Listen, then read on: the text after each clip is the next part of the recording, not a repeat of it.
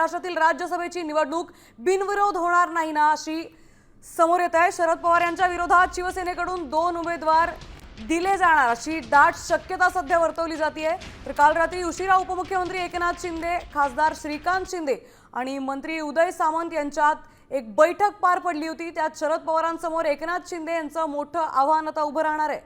तर आपले प्रतिनिधी सूरज मसूरकर आपल्या सोबत जोडले गेले। सूरज, आता राज्यसभेची निवडणूक ही बिनविरोध होणार नाही असा प्रश्न समोर येतोय।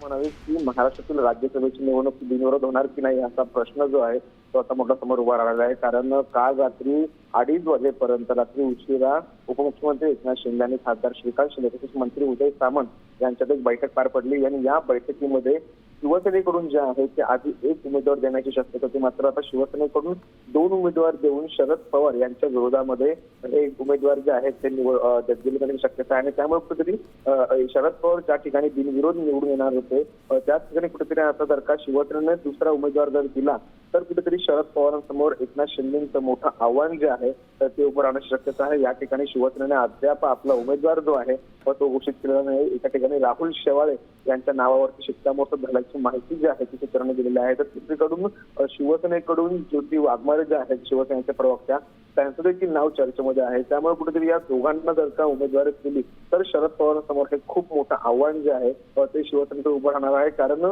महाविकास आघाडीकडून शरद पवार यांचं नाव जे आहे ते अंतिम करण्यात आलेलं आहे आणि अजित पवार यांच्या गटाकडून पार्थ पवार यांचं नाव जे आहे ते अंतिम करण्यात आलेलं आहे। महायुतीकडे एकूण 232 आमदारांचं समर्थन आहे आणि एखाद्या उमेदवाराला विजयासाठी पहिल्या प्राधान्याक्रमात धन्यवाद आपण दिलेल्या या सविस्तर माहितीबद्दल। त्यामुळे आता राज्यसभेची निवडणूक बिनविरोध होणार नसल्याची चिन्ह समोर येत आहेत। शरद पवारांसमोर आता शिवसेनेने 2 उमेदवार काढणार असल्याची चिन्ह वर्तवली आहेत।